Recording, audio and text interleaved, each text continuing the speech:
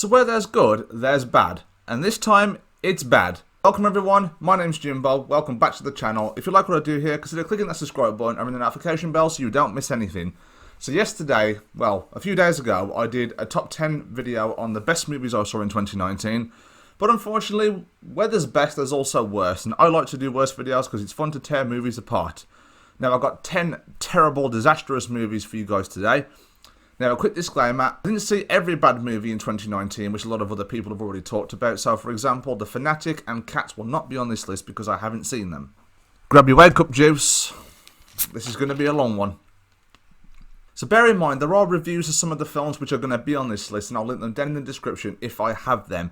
So coming in at number 10 is the live-action Lion King. Oh, now, when I first saw this movie, I reviewed it and I said pretty much what I'm going to say now. But on rewatch, it got even worse. It's like Jon Favreau went for that realistic touch on the animals, and the special effects look amazing. They honestly do. But it tones down on the emotion of what the original was special about by like 100. There is just lifeless characters, lifeless acting, and lifeless everything. It's just an emotionless piece of garbage. It's like Earl Jones's Mufasa is back, and I was like, oh hell yeah, there's no one else that can pull off Mufasa like James Earl Jones. But if you're going to bring him back, at least make sure he's interested in doing it, because the way he was talking and like, you see, like he wasn't interested in doing it. That really like bellowed voice he had in the first one, like, is that a challenge? In the first one, he's now like, is that a challenge? Okay, how do you go from challenge to challenge? It's just... With the realistic touch, which is the main problem with the whole thing, it's like the lions look so realistic that they lack any emotional facial features, which is what made the original special. Simba's upset because his dad dies and he has a straight face the entire time. It's just lifeless, and I hate this movie and I don't want to talk about it anymore. Moving on. The next movie on this list is terrible, but it's more annoying than terrible. It's like when you completely waste talent like Gina Rodriguez, I mean Jane the Virgin, you completely waste an actress like her in a piece of crap like this. Miss Bala. Miss Bala's writing is terrible. It's an interesting concept on paper, but they gave Gina Rodriguez nothing to do. I mean, we can clearly see that she's perfect for the dramatic type of role in Jane the Virgin. There's like so many emotional scenes in that program, and I'm not trying to compare the two because they're very different. What I'm saying is, Gina Rodriguez is capable of high emotions and extreme dramatic acting, and they give her a script which is so goddamn bland that I was just bored watching her. And how could you be bored watching Gina Rodriguez? It's just awful. They try and throw in this clever twist towards the end that because she gets kidnapped by these terrorists or something, and they're getting her to do some work for her, and they try and twist it around and make the terrorist not look as bad, and then they try and make the copper who's helping Gina Rodriguez out to be the bad guy halfway through, only to go back on what they were doing and make the bad guys who were supposed to be bad in the first place. So why bother with the twist in the first place? If the copper's not going to be the real villain, why twist that about at all? If you're just going to stick with the person who we knew was going to be bad anyway. It doesn't make any sense. This movie's garbage. The Secret Obsession is the definition of stupid people in movies, and I'll explain why. Jennifer, played by Brenda Song, is the dumbest character in movie history, and here's why again. At the very start of the film, she's being chased by this psychopath, and then she's in some kind of accident which enlists her to lose her memory. So she's in a hospital, and then the guy who's actually the person who was trying to kill her comes into the hospital, posing as her husband, and the hospital staff don't think to look into this before taking his word for it and just giving Jennifer to him. He's like, yeah, that's my wife. Oh, okay then, take her. It's just what? No criminal background check or anything? No check at all to make sure that this guy is not some internet psychopath murderer? It just doesn't make any sense. Jennifer, why she's dumb is that there are so many signs that this creepy-ass dude right here is not her husband. Just so many signs because he shows Jennifer these photos of, like, him and her together. But really, all he's done is photoshopped over the husband and put his face in it. But there are so many obvious signs. Like for example, there's one photo where the husband is standing in a mirror, and the back of his head is still the husband's head, and the front is this guy's face. How did Jennifer not see that these photos are fake? I mean, I know that Photoshop realistic is pretty good now, But honestly, if she just looked in the mirror in the goddamn first place, this never would have happened. There are so many times where she could have run away, so many signs, and she's just totally oblivious to everything. It's just irritating to watch. In the song, I thought she did okay with the script she was given, but overall this movie is just not suspenseful, and it's boring, and it feels like 3 hours long. Moving on. Let's pick on this girl because she's tall, everybody. Tall girl is ridiculous. I mean, the concept of the entire thing is just ridiculous. For example, if you're going to make a film about someone in school who's getting bullied and it's going to be a hard time for this character, you know, like a character growth story, could you have picked something better than her being tall? I mean, she's 6'2" in this film, and that's not that tall. Maybe it's taller than the average woman, but it's still not that tall. The people will crack like these stupid one-liners, like these insults at her. How's the weather up there? How's the weather up there? Oh my god.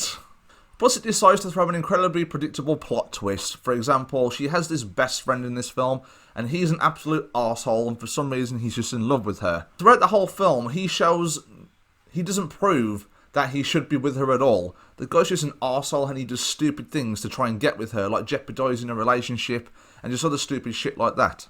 But yet, instead of going for the incredibly attractive Swedish guy who apologised and like tried to make amends at the end, she decides to go with this jerk-off friend instead, who shows no sign of deserving her at all. I hate this movie. Next. The Silence was desperate to ride off the success of Bird Box and A Quiet Place. So basically, Stanley Tucci and his family are on the run from these creatures which have escaped from a cave. I'm guessing they've been there since prehistoric times. But there's a lot of things in this film that just don't make sense. Like the film gives you no reason to care for the characters. It gives them no interesting scenes together, no character growth moments. It's just them just running away. Even A Quiet Place did this so much better, and the characters barely even spoke. So how the hell did this go wrong? You had a chance to make the characters in this film likeable and just give them something to do before the creatures actually attacked, because this actually shows the creatures attacking. It doesn't actually show like how it happened. A Quiet Place went straight into it, which I thought was a brilliant idea. But this film decides it's going to try and be clever, and it just doesn't work. There's even one scene where one of the characters is just about to die, and they play like that dramatic score in the background, like a character's about to die, and it's supposed to be this dramatic moment, this dramatic sad moment, but you just don't care. That's how bad it is. This is a terrible film. Ugh. Ugly Dolls is awful. You stick names like BB Rexha, Charlie XCX, Kelly Clarkson and Pitbull in your advertising, and people will go and see this film. It's a great marketing technique, but it doesn't mean that these singers have any acting talent. The film tries to ride off the success of what are already pretty good movies like the Lego Movie and Trolls. It was in that same storyline we've seen 100 times, that it doesn't matter if you're different, you can still be accepted. And that's a nice message, but the way this film executes it just doesn't make it interesting or emotionally impactful at all. It plays that same thing as Trolls and Lego Movie again, with the catchy pop songs and like singers playing the characters. The colourful characters and the vibrant colours that go around. It's a gorgeous looking film. But other than that, there's just not a lot to this film at all. I'm running out of things to say about this film. There's just literally nothing to it. It's got a nice message and colourful characters and some catchy songs, but from a story perspective and a direction perspective and just everything else, it just falls flat. Next! The Night Before Christmas is one of the most ridiculous things I've seen all year. I was sitting watching this with my girlfriend, and I already predicted the ending of this film before it even happens. So this knight wants to be a true knight. He wants to complete his quest, but to do that, he has to find true love, I believe. He bumps into this witch in the woods, and then she's like, oh yeah, if you want to be a true knight, you've got to go back to this time. You've got to go to 2019 and then find love. And so he goes to 2019 and finds Vanessa Hudgens. And Vanessa Hudgens is like bland. She's just so bland. Like, I'm not sure if this film is actually worse than The Princess Switch that came out the year before. At this film, it just doesn't make any sense. There are no stakes, nothing to amplify the drama, nothing to make it interesting. They try and make it just this film that's just sweet, but it just doesn't work. Dialogue's just boring. You don't care about any of the characters. At the very end, what doesn't make sense is that the knight falls in love with Vanessa Hudgens and then goes back to his own time, being completed his quest. But the thing is, if If his quest was to find love this entire time, then why, once he finds it, he has to immediately leave her? That just doesn't make any sense, and just go back to his own time, so he doesn't have love anymore because he's had to leave her. So what was the point in the quest in the first place? The whole thing was just there to break the guy's heart or something? And then he, like, begs this witch to take him back, and then she's like, oh, yeah, sure. And then he goes back and bees with Vanessa Hudgens. Okay, just like that? Just like that? Just a stupid Christmas film, and it's on Netflix. You don't really have to waste any money. Next, Polar. Nothing happens in this film. I was hoping that I would see Mads Mikkelsen kill some bad guys, but the storyline completely rips off John Wick. All it really shows is Mads Mikkelsen just walking around doing nothing, being boring, being silent. Then there are multiple scenes you see him just fucking some random person. When you get a person like Matt Lucas to play the villain, I'm sorry, this guy is just probably the worst villain I've ever seen in my life. I've seen some pretty bland villains over the years, like specifically the one in, what is it, Tomb Raider, like the old Tomb Raider, the Angelina Jolie one. But this guy, he's just awful. Like, it's so awful that I was just watching this guy and just pissing myself laughing. But the film is super violent, which is what kept my interest a little bit, but overall from a story perspective, an acting perspective... Oh, Vanessa Hudgens is in this film as well, I didn't really think about that. She's also terrible in this. Next! Black Christmas has an interesting plot on paper, but the way it was executed was awful. It has an interesting take on the war between gender equality. I was just bored out of my mind for the entire thing. I nearly fell asleep at least 3 times. This was probably the most difficult cinema experience I had this year. It just felt like a chore to sit through. The film just didn't seem to want to end. And at the end, when they try and make it dramatic, already I'm fed up with the characters, I'm fed up with the story, I'm fed up with the way the whole thing unfolds. I just don't really care, and I don't really find it climactic at all. These characters just burst through the door when there's going to be an all-out war between the women and the men. They play this dramatic music and this slow-motion action sequence like, oh! And I just laughed through the entire thing. I didn't find it climactic at all. I didn't find it suspenseful at all. I didn't find it thrilling. I just found it hilarious. Black Christmas is dumb. Okay, brace yourselves for this one. This is going to be a real shit show. This movie killed off about 10 of my brain cells and probably an hour and a half of my life, which I'm never going to get back. An hour and a half that I could have been spent that I could have spent with my daughter or with my girlfriend.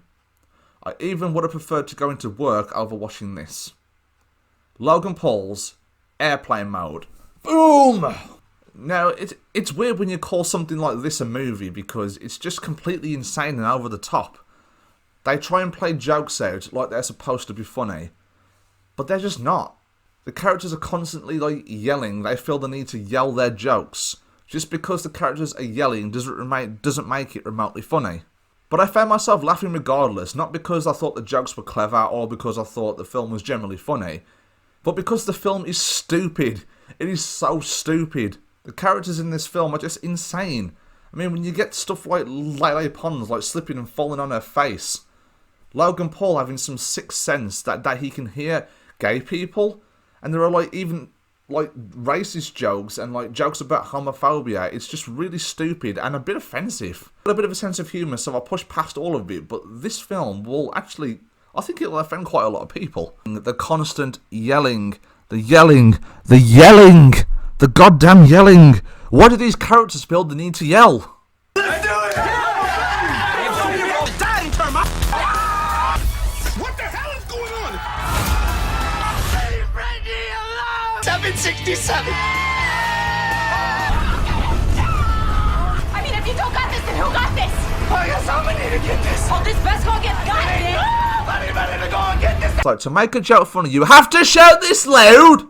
And it's just... So the story is basically Logan Paul and a bunch of other social media influencers are going to some kind of event in Australia, and Logan's like, oh yeah, I'm going to go see my girlfriend, like an Australian woman that he's dating online. But I already knew what kind of film I was in for when the film opened up, and it was like Logan Paul on webcam to this girl, and they were going to get like freaky deaky. Lele Pons snaps a photo of Logan and this girl on webcam, and then threatens to post it. So Logan and Lele get into this huge scrap. And it's just hilarious the way they just throw each other about and stuff. So eventually on the plane it starts to crash, and then Logan is the one that manages to land it. Okay, I'm not going to jump on the Logan Paul hate train here. That's not what I'm doing here. I'm basically just talking about his film. This film is trash. The airplane mod is not so good that it's bad. It's so bad that it's bad. Is it entertainingly bad though? Maybe it is if you're willing to push past any logic, any basic human logic. Still, seeing Lele Pons fall flat on her face was pretty funny. Remember everyone, she's Latina. So there you have it guys, my top 10 worst movies of 2019. Wow. I've been through some crap this year. These films have literally sucked brain cells out of me. They've sucked any human emotion out of me. They've sucked literally the life out of me. I'm gonna go kill myself now. Take care.